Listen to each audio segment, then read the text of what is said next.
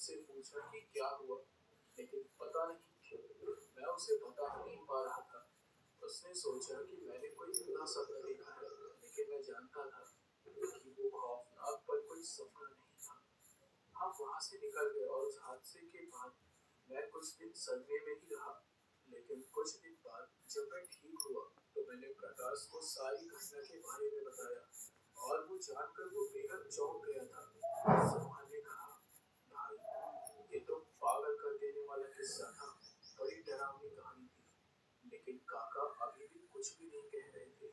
तो मैंने पूछा, काका, आप कुछ नहीं कहेंगे क्या? क्या आपके साथ कभी ऐसी भूतिया घटना हुई है? तो काका ने कहा, नहीं, मैंने कभी कोई भूत नहीं देखा। तो मैंने कहा, वैसे एक और किस्सा याद है मुझे, और इत्तेफाक की बात ये है कि ये किस्सा पप्पू नाम के लिए ढाबे के साथ जुड़ा हुआ है। तो काका ने कहा, अच्छा, बताओ जरा क्या हुआ था। लेकिन इस बार मैंने नोटिस किया कि काका के चेहरे पर एक अजीब सी मुस्कान थी, जैसे वो ऐसा होता है कि कोई डराना चाहता हो, ठीक वैसे ही। तो फिर मैंने आगे की कहानी सुनानी शुरू की। तो ये घटना बहुत पुरानी है, और ये घटना मेरे चाचा जी और मेरे साथ घटी थी। मेरे चाचा जी भी एक ट्रक ड्राइवर ही थे। मैं 17 साल का था और उस समय कभी कभी उनके साथ घूमने के लिए चला जाता था। वो मुझे लंबे सफर पर नहीं ले जाते थे, लेकिन आस पास जब जाना होता था तो मैं चला जाता था उनके साथ। एक दिन की बात है, जब मैं उनके साथ कहीं जा रहा था ट्रक में। दोपहर का समय था जब हम घर से निकले थे, और घर वापस आते समय हमें रात हो गई थी। तो चाचा ने कहा, देखा तिलक, कहा था ना मैंने तुझसे कि आते समय रात हो जाएगी। तू मेरे साथ मत जा, लेकिन नहीं, तुझे तो अपनी जिद पर ही अड़े रहना था। तो मैंने कहा, अरे चाचा जी, 8 ही तो बज रहे हैं, 2-3 घंटे में हम घर भी पहुंच जाएंगे। आप मेरी चिंता मत करो। इतने में ही हमें साइकिल की घंटी सुनाई दी। मैंने खिड़की से झांक कर देखा कि एक बूढ़ा आदमी हमारे पीछे पीछे साइकिल से आ रहा है और बार बार घंटियां बजा रहा है।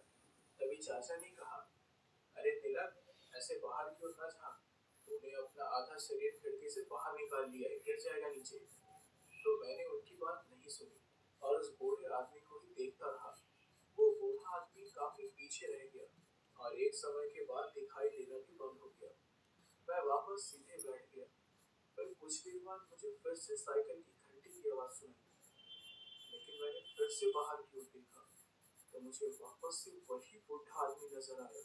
मैं ये देखकर हैरान रह गया कि वो बूढ़ा आदमी अचानक से फिर कैसे आ गया।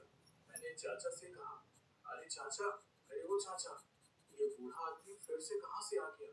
कुछ देर पहले तो हमने इसे काफी पीछे छोड़ दिया था।